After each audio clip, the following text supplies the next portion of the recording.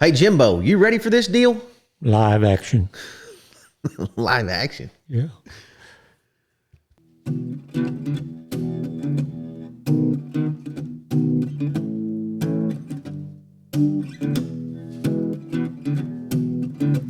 Old stories like long lost friends, rodeos and late night bends, history before our time, round pens and pasture rides, cowboys of the Osage.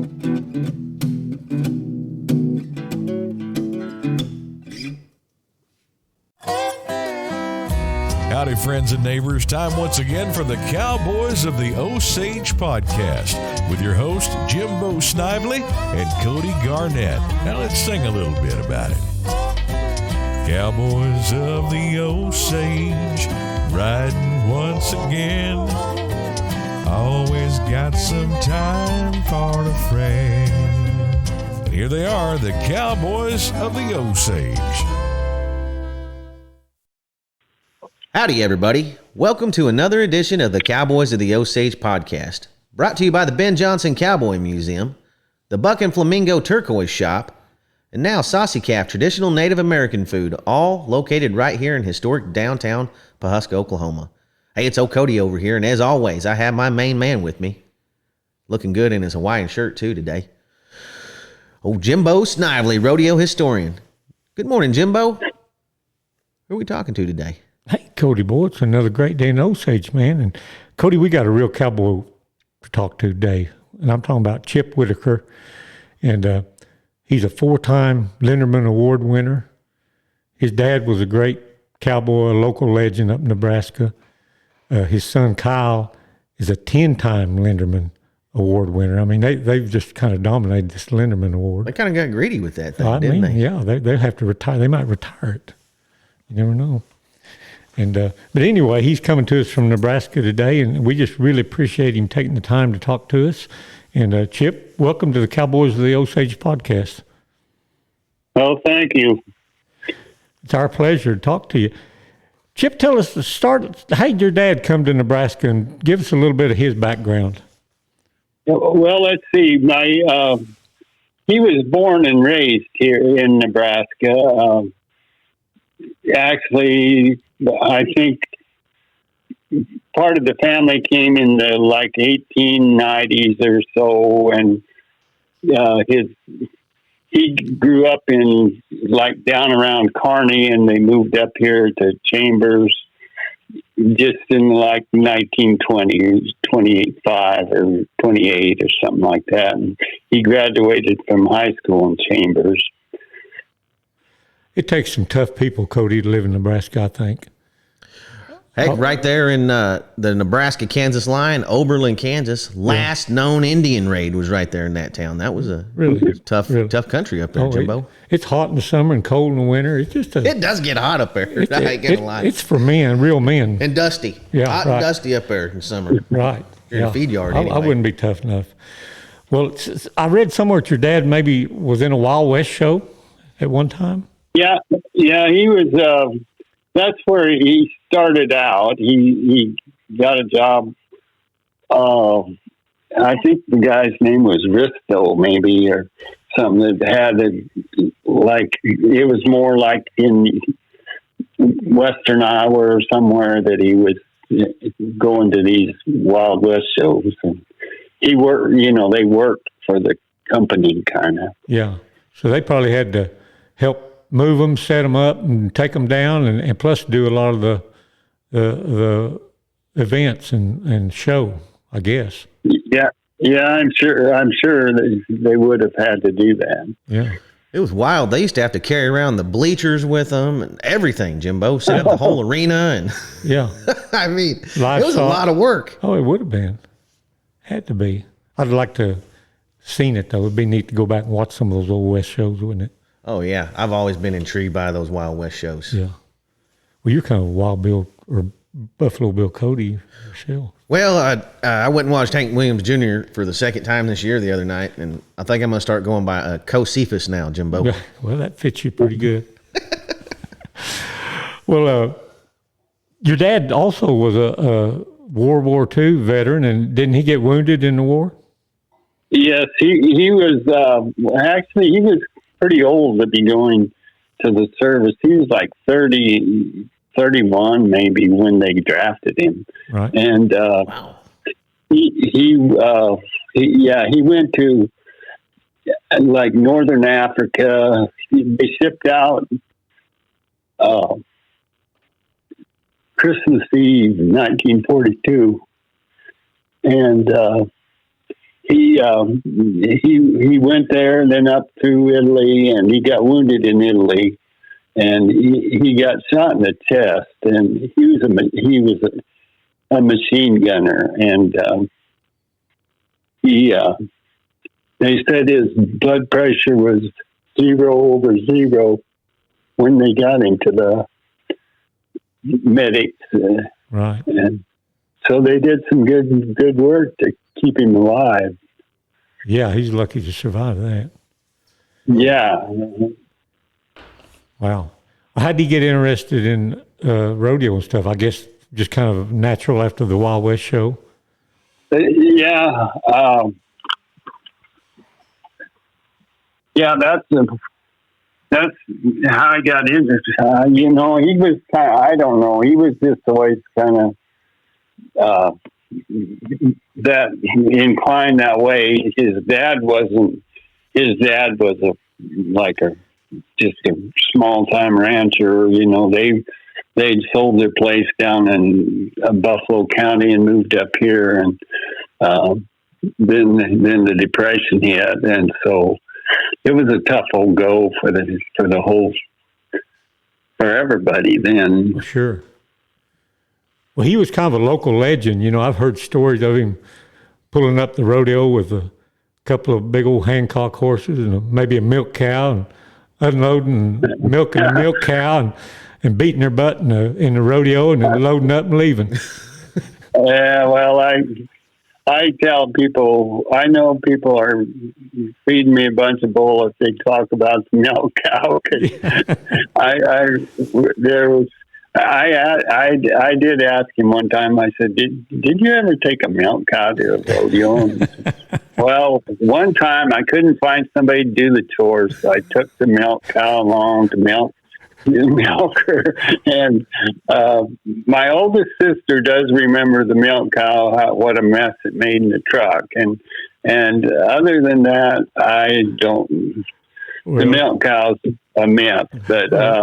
Just one time is all it took, and he's stuck. Yeah. One time. Now he's associated with that milk cow forever. Yeah, no kidding. I was at Joe Cavanaugh, an old-time announcer. I was at his funeral, and a guy way younger than me come up to me and said, you remembered him taking the milk cow, did you know? And I was like, oh, and when he left, I said, that's how I know people are full of bull. They tell me they've seen the milk cow. Right. Oh, that's funny. But he did have Hancock horses, and he had some pretty good horses. They weren't all the prettiest, but one time I was at the Gold Card Room at Vegas, and I thought I was wanting to say hi to Alvin Nelson, and I went up to Dude Smith. I did, and I said, "Are you Alvin?" And he said, "No, I'm Dude Smith." And he knew my dad real well, and he had a real good bulldog and mare. And he said, "We tried to buy that bulldog and mare from him, but we just couldn't. He just laughed at us." Anyhow, I got to know Dude that way from that, and I just really admired Dude, Right. Well, he always worked both ends of the arena. I mean, he was just a cowboy, wasn't he? So he was going to ride broncs and bulldog and do whatever he could, I guess. Yeah, well, he calf roped and bulldogged, and he rode saddle broncs. He he kind of had a bad knee, and he wasn't the greatest saddle bronc rider, but he rode, and he back then, if you rode him, there wasn't as many contestants, basically. They got on one every day, and so if you rode them, you got some money usually, I think. Right. Well, I saw a deal on Facebook. It's been 2 or 3 years ago of him riding a bronc, and I think he was up in his 70s. How'd that all come about? 74, yeah. I just went past that, and I said, no, I'm going to just give him the toughest guy award. Yeah, let it go.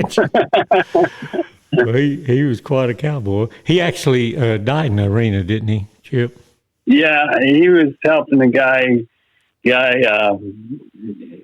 was hazing for a guy, and the kid's horse got away, and he stepped his horse in front of him to stop the horse, and the horse hit his horse and knocked him down, and he died of brain trauma. Wow. What a way for a cowboy to go, though. I mean, Yeah, I guess, yeah. Compared to laying in a nursing home or something for. Well, when he had his funeral, and then Walt Plugy was there, who was an old-time stock contractor out in this country, and actually the horse Jesse James come out of his herd when he dispersed, and anyhow, that guy, he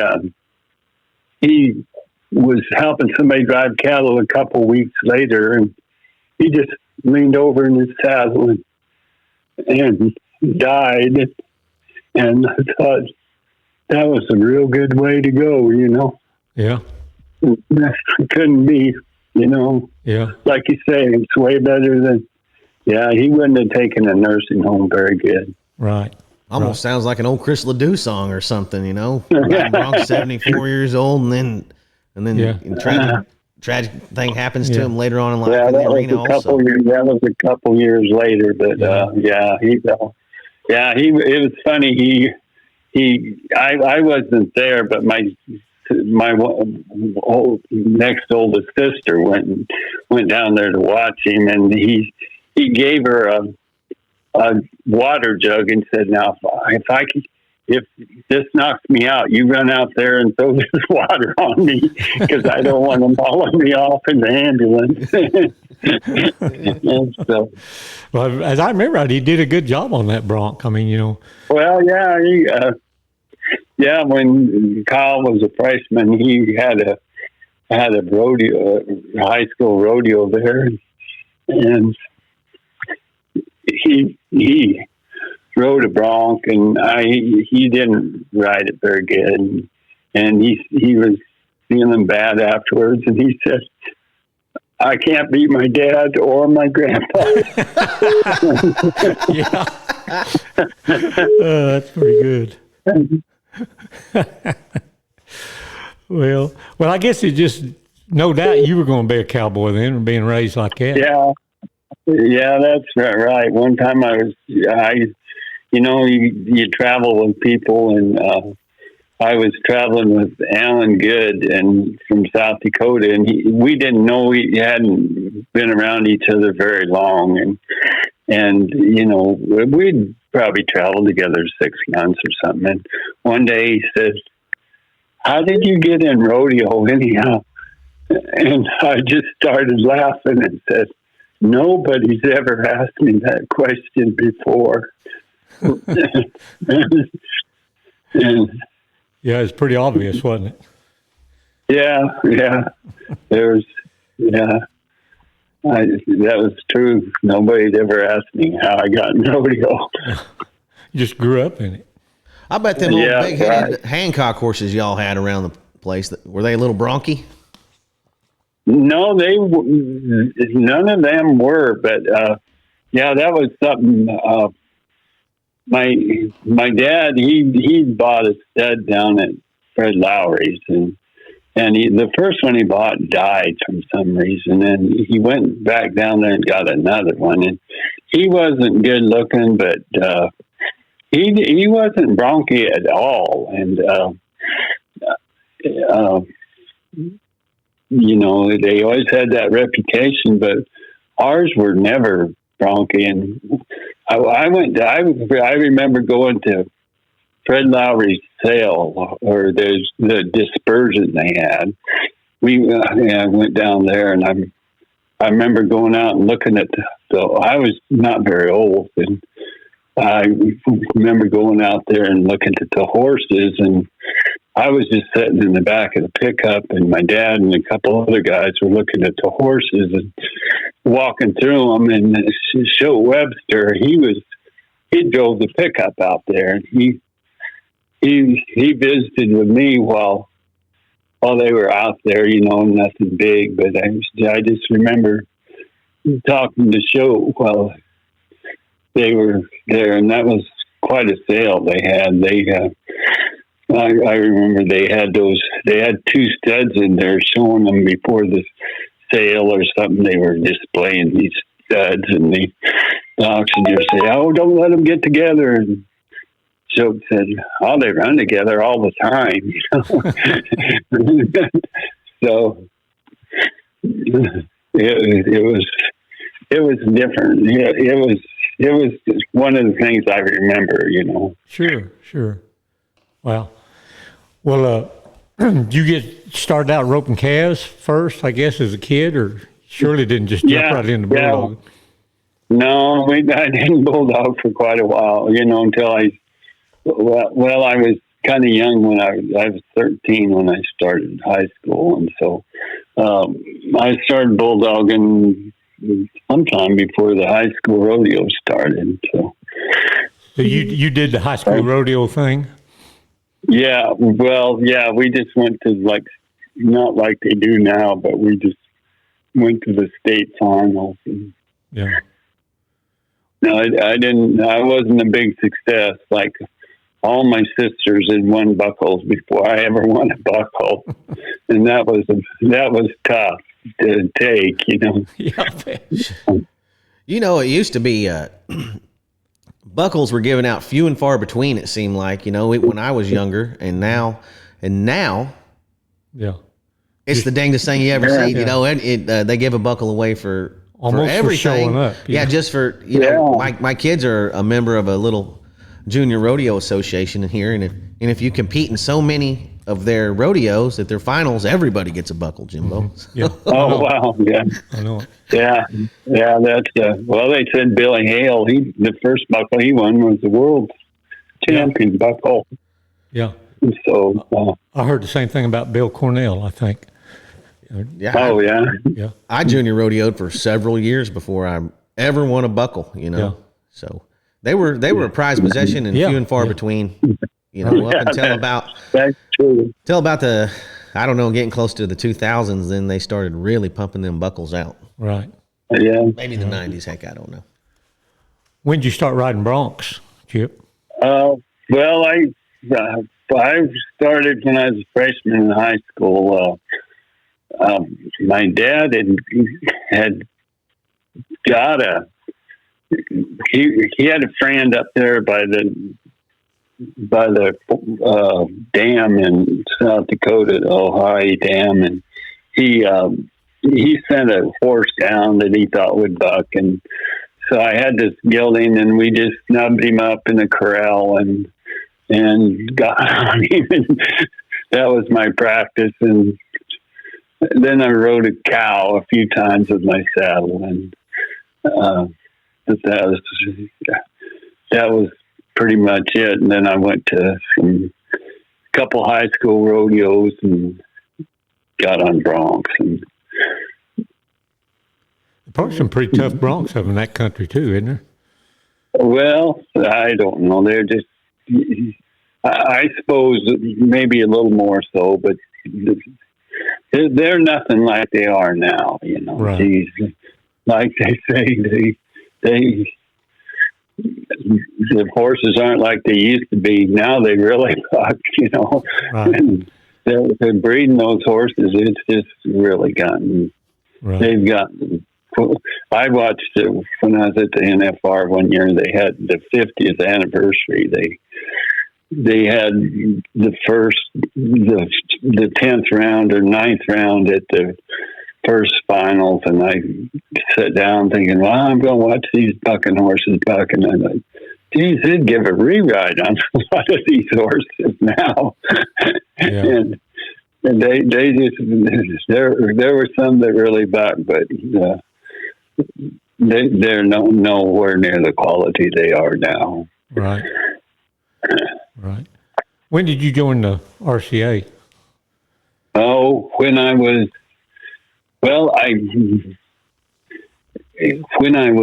18, I worked for Bob Barnes one summer, and he let me haul my horses, and with the pickup horses and stuff, and that was my first year in college, I guess, and anyhow, I worked for him. I got $75 a week, and sometimes he'd have rodeos one place and the other, and I was driving a truck, which is scary, and I a lot of times I'd run that truck. He'd just say, "Well, bring the receipts back for the fuel," and a lot of times, a few times, I'd go a week or so and just pay the gas out of my own pocket, and then get my money back when I saw him again. And you couldn't do that now with the price of fuel. Shoot, no. It'd be tough. Be a tough old go. That kind of sounds like, we used to supply the rope and steers everywhere, Jimbo. Right. And we had a place right there on the highway down there by McAllister, Oklahoma, a little town called Paler. And my dad said, "Hey, won't you get in this old semi with me and drive it down?" I'd never driven one before. Right. Drive it down to the gas station. We're going to fill it up with diesel. I said, "Yes, sir. Let's do it." Drove it down to the gas station. I didn't know. Luckily, I drove enough old worn out pickups. I knew how to not use a clutch because I had so many clutches burn up in my past. And we drove down there, filled it up with diesel. And then he said, on the way home, he said, "Just pull her over here on the side of the shoulder." He got out and said, "Okay, I need you to drive this truck down to Andrews, Texas, pick up a load of rope and steers. And then by the time you get home, you'll have a pretty good handle on how to drive this thing." So I did real good till I was pulling into Fort Worth, and there was a big traffic jam right at our exit. And I was like, oh, no. But by the time I got home, I could drive the dang thing pretty good. Knew nothing about it except how to make it go forward and backwards, Jimbo. Yeah, well, that's the main thing. Well, you kind of learned on the fly. Yeah, and then I drove it all over the country after that. Yeah. Had no idea what I was doing. I didn't know how to do pre-inspection trip and all this stuff they do. And as long as it was going forward, I didn't bother it. So. Did you have all the licenses you needed? No, we had it farm tagged. We had it farm tagged, so you could legally drive your own truck with just a regular driver's license with a farm tag. And I did run into several unique conversations with some highway patrolmen over that deal. I imagine. Chip, did you always know you wanted to work both ends of the arena? Well, yeah, I pretty much just started out doing that, and always did it until I decided to quit riding broncs. Yeah, I always did it. What did you like? Which event did you like the best? Well, it kind of varied. I did pretty good in the saddle bronc riding. At times, but mostly just whatever I was winning in is what I liked the best. Yeah, I'm sure. Don't blame you for that. Winning those Linderman Awards, did that dawn on you at the time what a big deal that was, or was it just you not even think about it much? Well, no, it was something I had hoped to win for a few years before I won it, but I never, one thing I got from winning it, especially winning it back in the 70s, is, there was a lot of people that, to them, Bill Linderman was king. And if, winning it brought you a lot of respect from those people. And, nowadays, I don't think the people that win it get to experience that. Yeah, because nobody alive, not that many people alive remember Bill Linderman, Yeah, right. Hey, Jimbo, give us a little history on Bill Linderman for people that don't even know who he is, and the award that they give out in his honor every year. Well, he was a great bulldogger and a saddle bronc rider, bareback rider. He worked both ends of the arena and was really good at it. Had a brother named Bud. Had several other brothers, and they were all cowboys, but Bud and Bill were the two most famous. But Bill just kind of he was the benchmark for working both ends of the arena back at that time. And he died tragically in a plane crash, in 65 or something like that. And he was on the board of the RCA when he died. Didn't they say he survived the plane crash? That's the story, that he survived it. It was on the runway, a landing deal, and he survived it, but went back in to help. The plane was on fire, went back in to help some other people get out, and that's when he died. And that's the story, and which wouldn't surprise me. Well, he's a hero, too. Yeah, he was a hero, and that's the cowboy way. You just naturally go back in and try to help other people. And but anyway, they wanted to name. He was so popular, they wanted to name an award for him, and that's when they come up. I think the first one was 1966, and maybe Benny Reynolds probably won it, if I remember right. But it's for anybody that works. You have to work 3 different events, and one of them has to be at the one end of the ring, timed event, and the other hand has to be a rough stock event. And you have to win at least $1,000 in each one of those events. And just talking about Chip here, he won it in 75, 77, 78, and 79. But that skip in 76 was won by a guy you might have heard of, Phil Line. Cool. So some pretty stiff competition for that award back then. Major competition right there. I'd say so. But yeah, that's a pretty cool deal. Did you get a trophy for all those, Chip, or how'd that work? No, you just get a buckle. Okay. Yeah, they give you a buckle. Yeah. Mm. So it's the true all around. Yeah, that's true all around. Which you don't. I don't guess you hardly see that anymore either, Chip. Why is that? People working both ends. Well, yeah, it's just because the NFR has gotten to be such a big deal now. When the NFR started out, like I went to Vegas with a guy, and I'd rodeoed a little with him and knew him, and Wally Overpelt, and he qualified in the steer wrestling the first year, and they had it, and he said, "Well, I didn't." He said, "I didn't go. My folks were going to Mexico on a vacation, and they wanted me to stay home and take care of the cattle, so I stayed home." and the tasters they stayed home a couple times because it was over Christmas, and now they would never do that, or I don't think very many people would do that. No, now they run their credit card up and everything in the world just trying to make it, and Yeah, if they right. don't make it, they're in trouble. I was sitting over here at a steer open years and years ago, and I was visiting with old Shote Webster, and he told me he made the finals several times and didn't even drive out to them. Yeah. Said he had work to do at home. Yeah. But that's the way it goes. But it sure changed for sure. Hey, Chip, I want to circle back real quick to those Fred Lowry horses. You guys raised all your own horses out there? Yeah, pretty much. My dad did. Well, I tell you what, old Fred Lowry, he had a heck of a breeding program going on over here. It seems like a lot of great rodeo horses came out of that. Right. Peanuts and Popcorn. They were by Roan Hancock, I think, and maybe Beggar Boy's sisters, I believe. Which Beggar Boy was over there at the Ronald Mason Ranch. He was a thoroughbred. And that's what those two horses, how they were bred. They were two of the greatest steer horses of all time, Popcorn and Peanuts. It just seems like there's a lot of great horses came from right over there. Yeah. Just a lot. And a lot of great cowboys. Yeah, and the cowboys riding. Yeah. You know? Right. Seemed like they Yeah. all just kind of congregated there, if not lived right there on Lowry's Place, a lot of them Right. through the years. You Oh, know, yeah. like, Travel through there. we can name a lot of them. Yeah. He'd work them all day and then let them rope a little bit that evening. You know? That's how my dad used to do with guys that used to come try to learn to rope steers at the house. Right. We'd be so damn tired by the time it came time to rope. It was crazy. Yeah. We didn't have lights in the arena either, so we had to hurry up and get done before dark. Right. Wow. Did you travel with the rough stock guys or timed event guys, Chip? Well, most of the time I traveled with my wife, you know. Okay.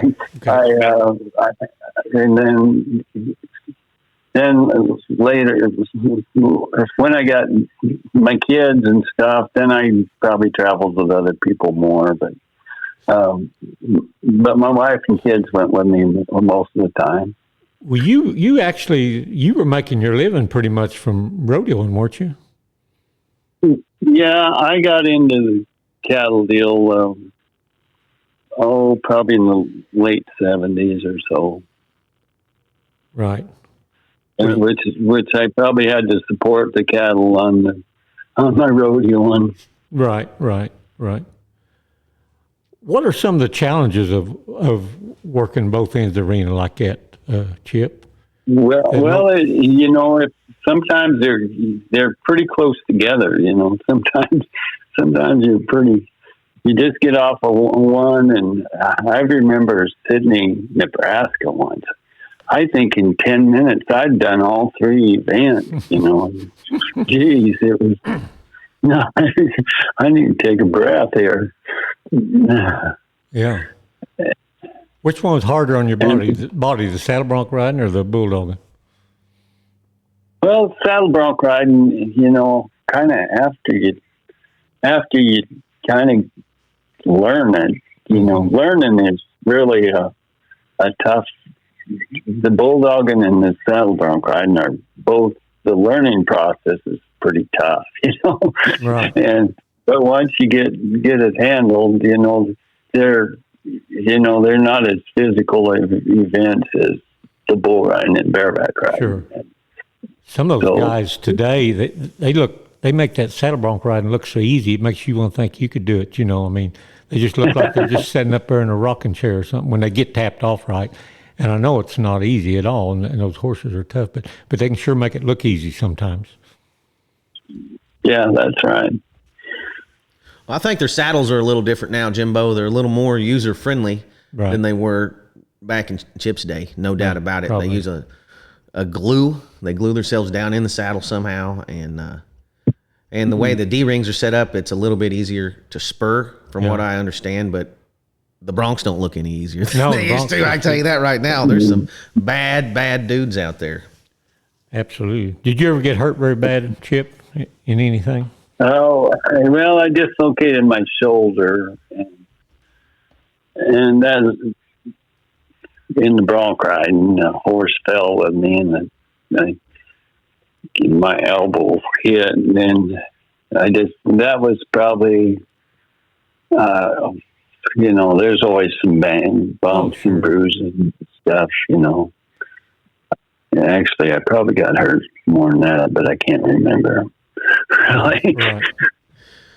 I knew a kid or several bronc riders growing up that dislocation of the shoulder turned into a chronic problem for them. They could sneeze and dislocate their shoulder. Right. It just started happening so easy for them. Right. Must be tough on the shoulders. Man. Well, yeah, the landing is sometimes not pretty. Yeah, that landing is hard. But Yeah. speaking of horses falling, did you watch any of the Pendleton? Do you get the Cowboy Channel and watch it? Yeah, I didn't get to see a lot of it, but I saw, you know, I did see some of them where they fell. Yeah. But, you know, I went out there. I never ever entered it, which I regret, but I went out there with Kyle there a few years ago, and that's just so fun to be to watch it, you know. Right. And there's some of those horses that I can't remember what that guy's name was that had a gray horse, and he was just like stealing in the rope, and he had just handled that ground perfect, Mm-hmm. Yeah, it seems like when I was going out there, Jimbo, the majority of the horses I saw fall were the heeling horses. Mm-hmm. They'd come around that corner and really sit in the ground, and they just keep sitting and sliding and eventually fall. And I noticed a lot of breakaway horses fell this year, and that's just because probably wasn't a jerk on the end of the rope there, helping them stand back up, and they were just sitting down on that grass. Yeah, I saw a girl, I think she broke her leg, horse sat down like that and then just fell over. You know what I remember the most about Pendleton, Jimbo? The letter buck room. There's this place underneath the bleachers called the Letter Buck Room, and I went in there and I tried to order like a whiskey and Coke, and they told me that Dairy Queen's right down the street, son. Kid. Do you want whiskey? Yeah. So I just took whiskey, Jimbo. So. Never looked back, did you? Yeah, that's what they did. I can tell you some more about that trip, but I just don't remember anymore after that whiskey, Jimbo. I bet. Well,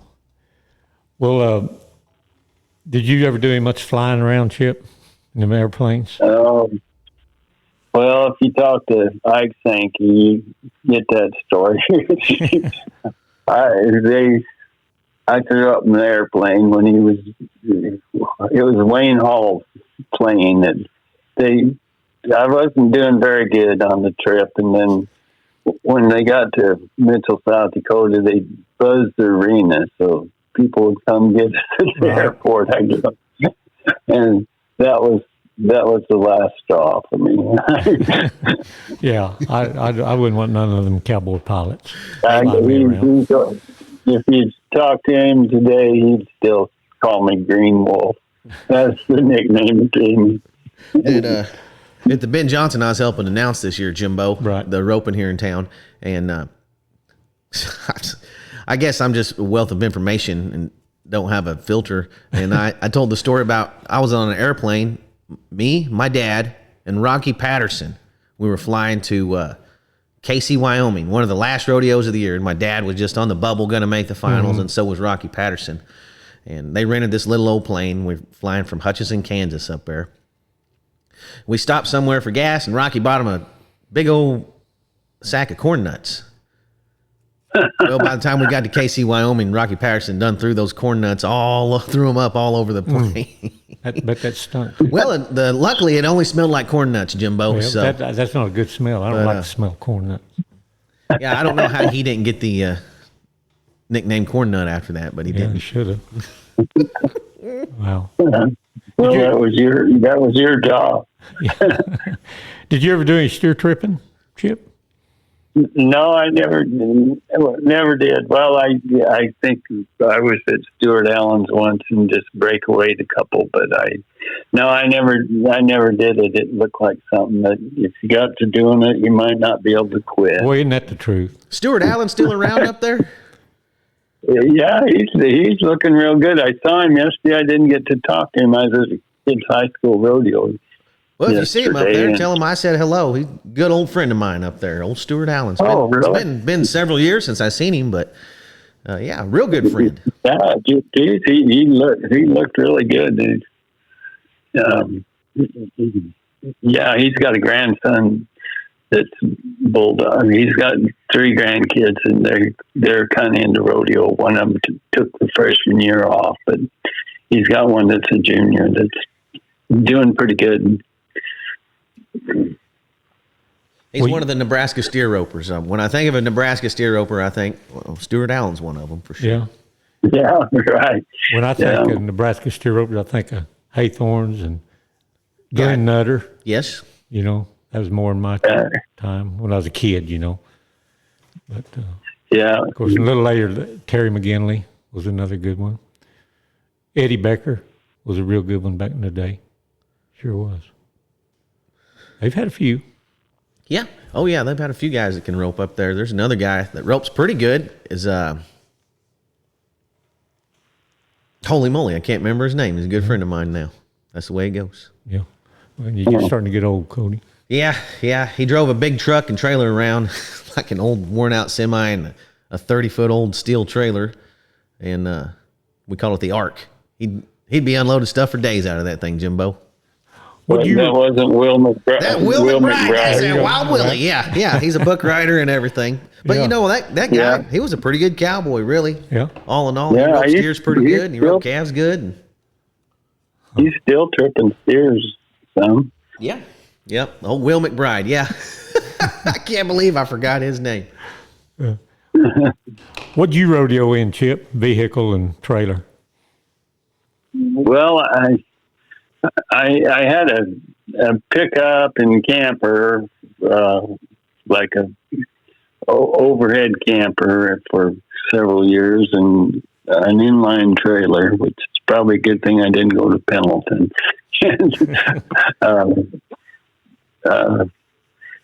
Then I went to a single axle trailer for a while,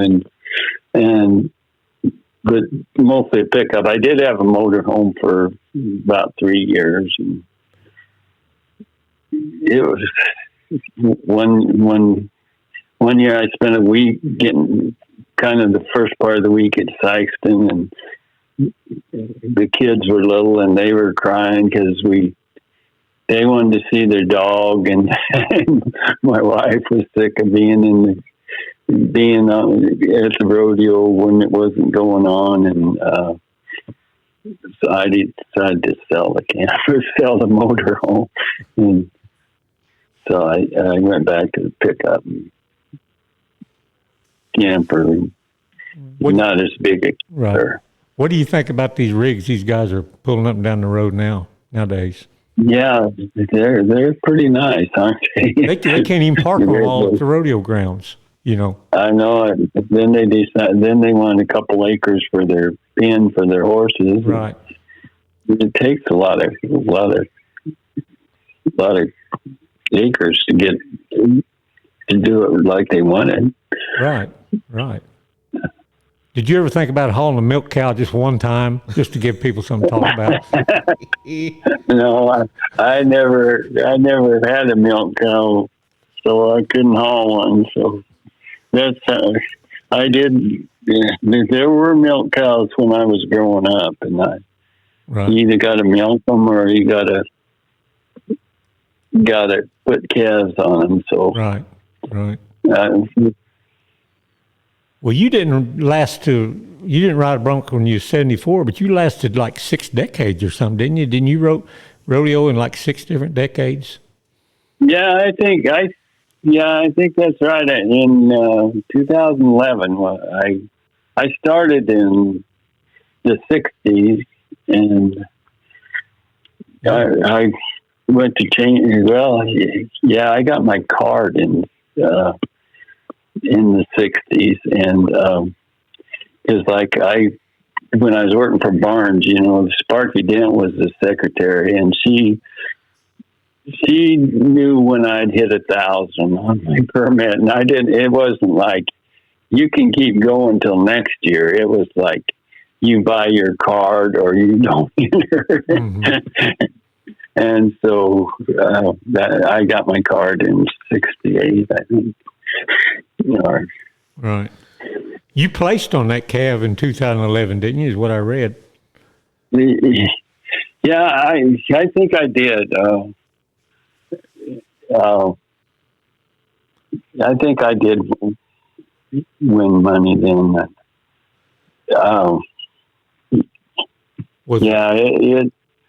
It wasn't great though. Yeah. Was it hard for you to quit, Chip? Oh, well, yeah. Because the thing of it was, I had a really good horse. You hate to quit when you have a good horse. Right. And but Kyle took the horse and went on, and so right. So you were able to travel with your boy Kyle then, huh? A little bit. Yeah. For several years we traveled together because he got his card pretty early too. I'm not sure what the year was. I'm not sure what year he won the Linderman the first year, but. Wow, 10-time Linderman winner, Cody. I'm going to go out on a limb and say that'll never be broke. I don't know. Josh Frost but he's pretty good. He's got 5 or 6, doesn't he? Or 4 or 4? I don't know. I think he's either 4 or 5. 4 or 5. But he's a bull rider. Yeah. He still have to ride 4 or 5 more years. 6 more years. He's not just going to keep riding bulls forever. So I bet that record. Yeah, but I don't know. I saw in the sports news he tied a calf in 7 somewhere, and you got to be pretty good to do that, no matter what kind of calf you got. Right. What do you think about rodeo today, Chip? The way it's changed. Well, at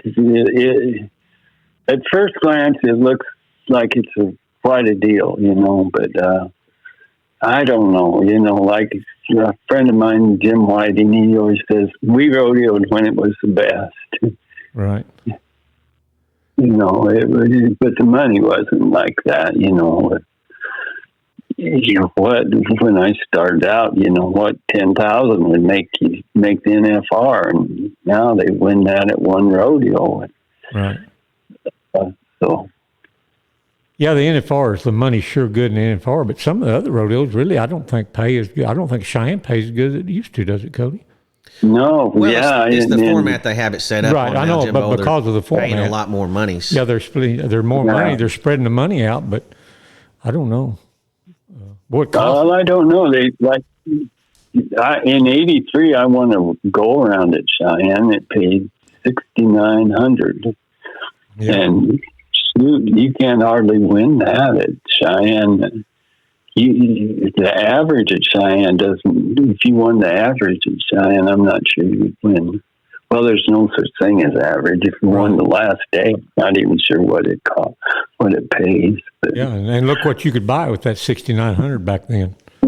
Yeah, really. They, but they let 250 in, which people that was some of them. That's what they wanted to do for their rodeo and year is go to Cheyenne. Well, there used to just be 2 long go rounds. Now that's a whole tournament. They pay money out every single day. Right. Every single day during the rodeo. Whoever's the fastest that day, whatever, how many top guys, and then the next day, and then the next day, and then the next day, and then the next day. So it just splits that money up considerably, so it doesn't pay. But some guys look at it like I'd rather rope against 10 guys than 150, for a go around. So. Well, I would too. I mean, I'd much rather have to beat 9 other guys than 249 other guys. Right. So, there's different ways of looking at it, but I just don't think. To me, where they tie the rope fresh calves in the short round and tie them down, I just, I don't think Cheyenne's the rodeo it used to be honest with you, but.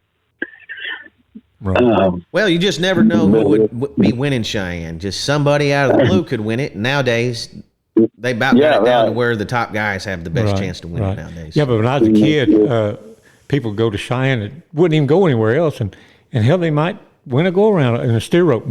Something fluky happened and win a go around and make the finals. Stuff. There's just something about Cheyenne that maybe it's not there anymore. I don't know. Yeah, old Chet Herron's grandpa, Gene Herron, he won first or second to go around. He won to go around and made the finals. Made the national finals that year. John Tallchief from Puss the same way, wanted to go around up there and made the finals. My dad won second at Cheyenne one time, and that gave him enough money to make the national final. He placed in a couple go rounds. Yeah. Well, you got to be awful proud of what Kyle did with all those Lindermans, Chip. Oh, yeah.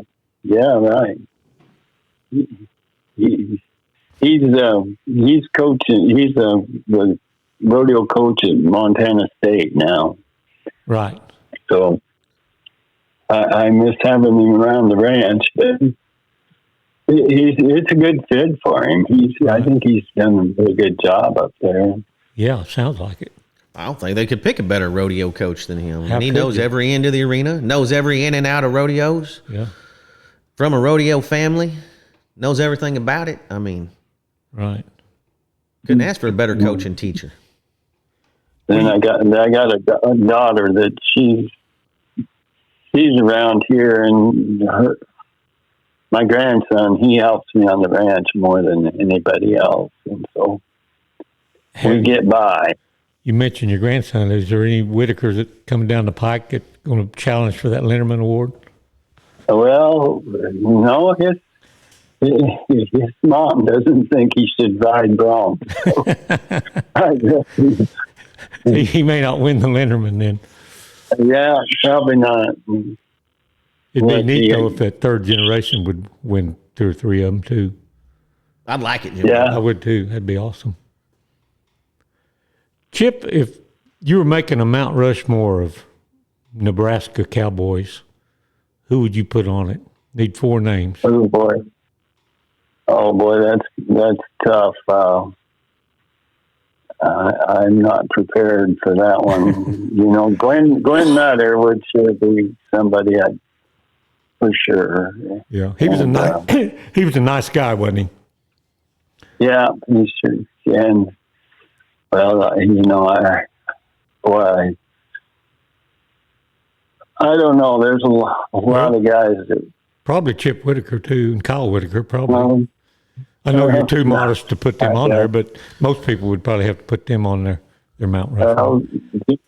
Jim Houston was from Nebraska originally, Right. but I don't really consider him. You know, it's hard to consider him Nebraskan. He's Right. kind of more national. He's parts unknown. We did a podcast with him. He's quite a character. What about a Mount Rushmore of Cowboys that's worked both ends of the arena? Well, you know, they might just have to put Phil Line on it and get everybody else. But Yeah, you know, he'd be somebody I didn't. Somebody I Ace didn't Berry'd know. be good on there. Do what? I think Yeah, Ace Berry, and- he'd be good on that Mount Yep. Rushmore. Yeah.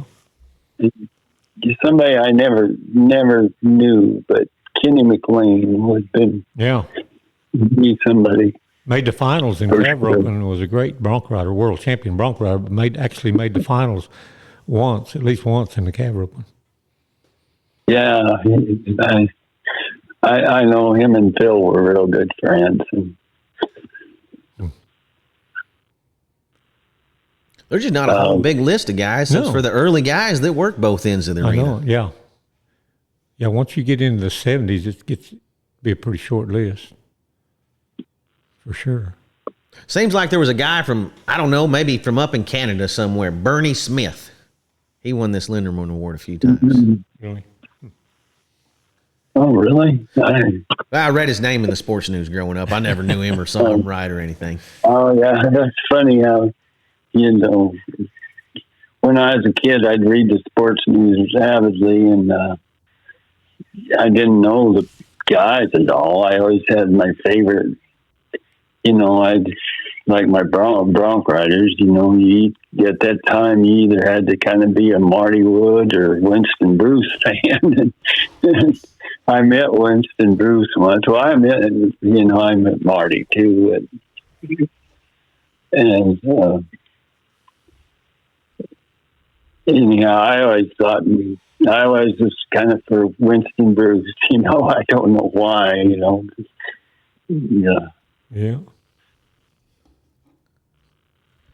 You know, totally off subject, Jimbo. Totally off subject, Chip. Okay. But, you know, one of our sponsors, Buck and Flamingo Turquoise Shop, we're now streaming a turquoise sale every Sunday night that we have on the Buck and Flamingo site. It's going on the Ben Johnson Museum Right. site and the Cowboys of the Osage site.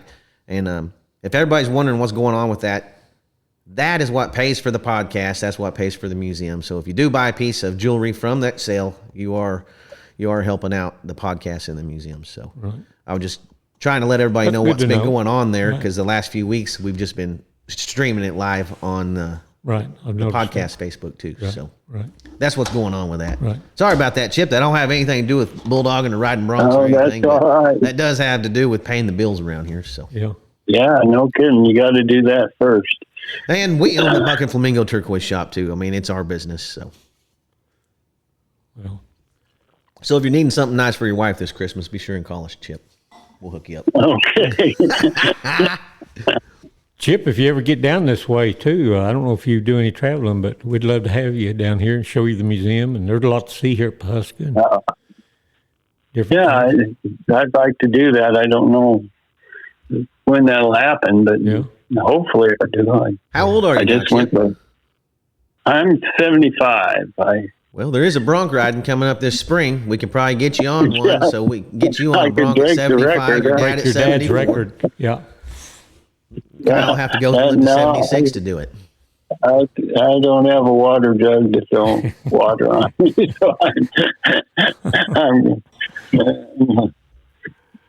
So I'm not sure my kids would let me do that. So Probably I would. hope not.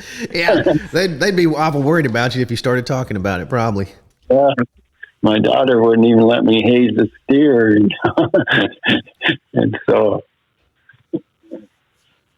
Well, shoot, what else you got for Chip today, Jimbo? Well, I don't know. I think it's been a great podcast. So, just talking about the old times and his dad and all the old stories. And like I say, they're just legendary cowboys, from her dad right down to Chip and then Kyle.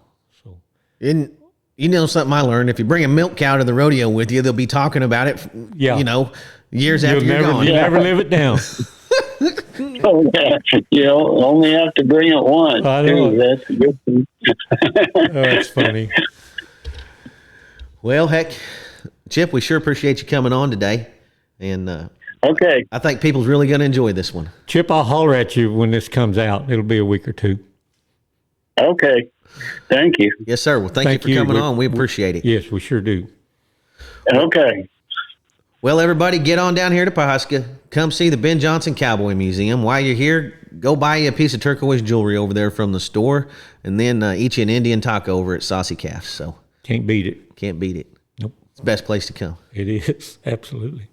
All right, everybody. This has been a great one. One of my favorites, Yeah, actually. it's I really think I been say good. that on every one of I them, know, Jimbo, but they just keep getting better. I'm never going to forget this podcast. Right. All That right, everybody. Milk cow. That's what I can't I get know, out the of my Milk Cow mind now. Blues. I wonder where that song came from. Might be. All right, we'll see y'all next week. Later.